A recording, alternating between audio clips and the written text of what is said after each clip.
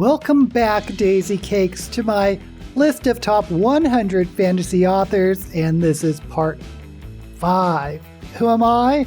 I am Daisy Ex Machina, the drag queen detective who investigates all things speculative in science fiction, fantasy, and horror. This is an alphabetical list of the top 100 writers that I've read, broken up into groups of 10. I'm also doing a list of top 100 science fiction authors if you're interested. So without further ado, let's get this show on the road. Our first author is British fantasy author Neil Gaiman, born in 1960. Now, full disclosure, as of this filming, there have been allegations of inappropriate behavior against Gaiman. I haven't really done a deep dive research into the allegations, but as of right now, in this moment in time, I am able to separate the art from the artist. That may change in the future, but you should do your own research and come to your own conclusions. Anyway, Gaiman came onto the scene in comic books as a writer of Sandman, one of the most amazing comics ever. In my opinion, I started reading Sandman when issue 1 came out in 1989. I have a lot of the original comics from the 80s and 90s. It has been adapted into an amazing and surprisingly accurate series on Netflix. But after comics, Gaiman turned to writing fantasy novels, including Good Omens, published in 1990, where he collaborated with Terry Pratchett. It's a hilarious book, though. I think the humor is more Pratchett than Gaiman. Oh, and by the way, it's an even more amazing audiobook experience than reading. But the book I want to recommend is American Gods, published in 2001, which won both the Hugo and the Nebula. In this contemporary fantasy, gods exist, and their power comes from the belief of humans. Since America is a melting pot, gods from other cultures have immigrated here, and new gods arise like the goddess of media and Technical Boy, the god of technology. The story is about a man named Shadow who was caught up in the war between new gods and old gods. I think it is one of the best contemporary fantasy novels I've ever read to date. The next author is another British author, Mary Gentle, born in 1956. Her first novel, A Hawk in Silver, which appears to be a young adult fantasy novel. I couldn't find out much about it. I started reading Gentle with her science fiction novel, Golden Witchbreed, published in 1984, the first in a duology. Her 2000 novel, Ash, A Secret History, won the Sidewise Award for Alternate History and the British Science Fiction Association Award. But I want to talk about her fantasy novel, Grunts, published in 1992. This is one of the most hilarious parodies of traditional fantasies ever. I'd put it up there with Terry Pratchett, but it's a black comedy satire about a group of orcs who live in a hyper-typical Lord of the Rings type fantasy realm where they serve a Dark Lord who is besieged by the forces of good. Somehow, they find a cache of weapons in a dragon's hoard. Somehow, these weapons were from another time and dimension. In fact, they are the modern military weapons of the United States Marine Corps. The more the orcs use the weapons, the more they turn into this stereotypical Rambo-type Marines. The book is hilarious, over the top. Maybe it's a little bit too long, but I think it is well worth the read. Let's talk about Terry Goodkind, born in 1948 and died in 2020 at the age of 72.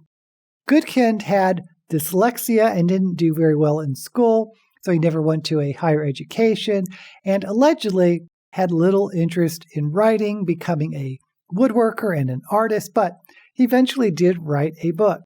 And his first novel is Wizard's First Rule, published in 1993, and became the first in a 16-book series of blockbuster novels called the Sword of Truth series, most of which were New York Times bestsellers. Now, Goodkind was a libertarian, and some libertarian philosophy was reflected in the books. It didn't bother me at all, but your mileage may vary. I did stop reading about halfway through the series. I think I got up to Pillars of Creation, Book 7. But the series is broken up into story arcs. Wizard's First Rule is part of a 2-part story arc, and that's what I recommend you start with. The second story arc is contained in the next 4 books. Wizard's First Rule is about Richard Cypher, who saves a woman named Kaylin from assassins. Kaylin is a mother confessor who has this magic power to force people to tell the truth. She is searching for the first wizard, who happens to be Richard's mentor, Old Zed. They must defeat the encroaching empire run by Dark and Rule. Oh, do you want to know what the first rule is that allows wizards to manipulate the masses? The first rule is, people are stupid. They'll believe anything. The Sword of Truth was adapted to a science fiction series, which I'll say is mediocre, and that's being very, very kind. It only lasted 1 season. Lev Grossman was born in 1969 and was a successful journalist before he was a novelist, writing for New York Times, The Village Voice, Wall Street Journal, and so on. He also has an identical twin brother who also became a novelist, a guy named Austin Grossman. Lev Grossman published a few novels I've never heard of, but he hit it big with The Magicians, published in 2009. I love this book a lot. It is a contemporary fantasy that completely subverts children's portal fantasies, especially Narnia, and also subverts the magic school trope. It is about Quentin Coldwater, who has been obsessed all his life with the children's portal fantasy Fillory and Further, kind of like how some of us could be obsessed with Narnia. And to Quentin's surprise, he is recruited to a magical college called Breakbills, where he discovers magic is real, and so too is the magic kingdom of Fillory. But maybe not quite what he expects now that he's seeing it through the eyes of an adult. And there are some very adult themes in The Magician, so check out trigger warnings if that's something important to you. Now, I don't believe that The Magicians was meant to be a series. I think it was always meant to be a standalone, so you don't really need to go beyond that. But Grossman did write 2 more sequels, The Magician's King in 2011 and The Magician's Land in 2014. The Sci-Fi Channel adapted it to what I think is a really amazing series in 2015 that lasted 5 seasons, so honestly, maybe it went on a season or 2 too long, but I think it is also worth checking out. Elizabeth Haydon was born in 1965. I can't find out much about her, but I fell in love with her first trilogy, In the Symphony of Ages world. It starts with Rhapsody, Child of Blood, published in 1999. Rhapsody is a woman who is a namer, who basically can only speak the truth, and she's a singer, basically a good old-fashioned Dungeons & Dragons bard, since her music is magic. She teams up with Ahmed, an assassin, and Grunther, a bodyguard warrior soldier. They find themselves on the run from a demon and must unite the various races of the land. I really enjoyed the first trilogy, and there are more books after, but I recommend the original trilogy. It's a solid fantasy series, and one of the only ones where a bard is the main character, which should really appeal to some D&D enthusiasts. Okay, the next author is one of my top favorite fantasy authors of all time, Robin Hobb, born in 1952. Now, when her first novel in the realm of the Elderlings world was published in 1995, titled Assassin's Apprentice, it seemed like the author came out of nowhere, but that's because she had published over 10 novels under a different pseudonym, Megan Lindholm. So Robin Hobb was already a seasoned writer when Assassin's Apprentice came out, and that's when I started reading her. Now, I thought the first trilogy, the Farseer trilogy, was solid. It's about the bastard son of the king named Fitz, who is trained as an assassin. He has 2 types of magic powers. One is the respectable power of the skill, which is a form of telepathy and mind power, and the disreputable and reviled magic of the wit, where people can bond psychically with animals. Throughout the trilogy, Fitz is treated pretty poorly by the kingdom, but somehow retains a sense of honor and duty. Oh, and we get introduced to the Fool, who is a strange albino, maybe, type character who seems magical and wise, but also maybe a little bit insane, who's the king's advisor, and becomes a close friend to Fitz. Now, the great thing about the realm of the Elderlings is that this world that Robin Hobb had created is not a 14-book series like Wheel of Time or Song of Fire and Ice or Malazan or whatever. What Hobb does is she keeps returning to the world telling different stories with completely different characters. For example, the second trilogy, you can totally read without reading the prior one, The Live Ship Traders, which starts with The Ship of Magic, where she introduces sentient ships. I know that sounds bizarre, but by the end, it completely fits in with the world in a way that will shock you. I think each series in the realm of the Elderling seems to get better and better than the one before it, with maybe the Rainwild Chronicles as an exception, but I even love that one. The very last trilogy, The Fitz and the Fool, that starts with Fool's Assassin, written in 2014, 20 years after the Farseer trilogy, reflects how Robin Hobb has matured as a writer and as a human being, because we return to two of the characters we've grown up with in earlier series, Fitz and the Fool, when they're much more mature, and they set off on an adventure which literally had me crying at the end. I mean, I might occasionally tear up when reading a book, but this one actually made me cry. James Islington is an Australian fantasy author born in 1981. His novel, The Shadow of What Was Lost, was published in 2014, and it's the first book in the Lycanius trilogy, which I thought was excellent. In fact, if you are into audiobooks, I highly recommend the audiobook series. It is amazing. Now, what makes the Lycanius trilogy unique for fantasy is its exploration into time travel, which usually you only find in science fiction. And I'm a little picky when it comes to time travel stories because paradoxes annoy me, but the way Islington deals with time travel really works here. And the story and writing is so good. In the kingdom of Andara, a young man named Davian learns he is an augur, meaning he has many innate magical powers that are illegal and dangerous, like manipulating time. He goes on the run with his best friend, Wur, escaping a school that was supposed to be training them. Then everyone at the school is massacred except for their friend, Asha. The plot becomes really tangled in a good way as we work out what is really happening in this truly epic fantasy story where time is malleable. We have to talk about the great British fantasy author Diana Wynne Jones, born in 1934 and died in 2011 at the age of 76. Most of her books are children's books, so her first novel, Changeover, published in 1970, was an adult novel. You probably know at least one of her works, Howl's Moving Castle, published in 1986, which was adapted into the great anime movie Howl's Moving Castle by Miyazaki in 2004.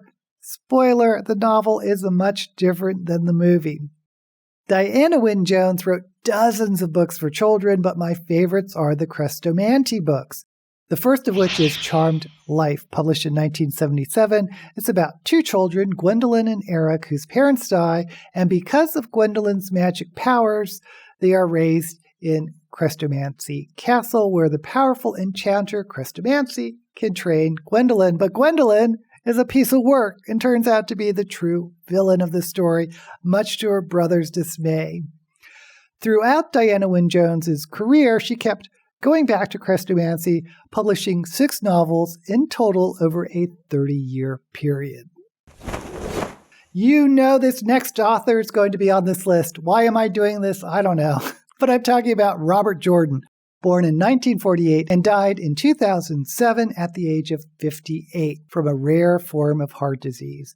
He began his career writing Conan novels. In fact, he wrote a total of 7 novels in a 2-year period, which is kind of amazing. But of course, everyone knows his magnum opus, Wheel of Time.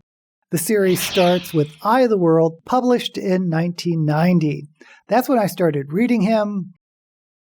And I have to point out that reading The Wheel of Time as it was published, meaning you only got to read one book a year, is a lot different than someone now who picks up the series and is looking at a massive collection of 14 books. But at the time, it was a big event when the novels came out because, at least for me, a lot of my friends were also reading the series and we talked about it. Unfortunately, Jordan died before he could finish the series, but before he died, he hand-selected the author who would complete the story, and that author was Brandon Sanderson, who wrote the last 3 books of the series. Now, I'm a fan of Sanderson. I love the Mistborn and Stormlight Archives, but don't hate me for saying this, but I thought his Wheel of Time books didn't have the same magic that Robert Jordan's did, especially with regards to the characterizations. But at least the series is complete. It tells the story of 5 young people from the small town of Two Rivers, Rand, Matt, Perrin, Egwene, and Nynaeve. Their friendship is so true and strong that it basically enables them to defeat the great darkness that is awakening, even though they get split up as the truly epic story unfolds. The world building is incredible. The Aes Sedai, the Forsaken, the Taint. I can't get enough. There is an Amazon Prime adaptation, which I personally think the writers or showrunners or whoever is in charge doesn't really like the original story because it's been so heavily modified. But hey, I know some people have really enjoyed it.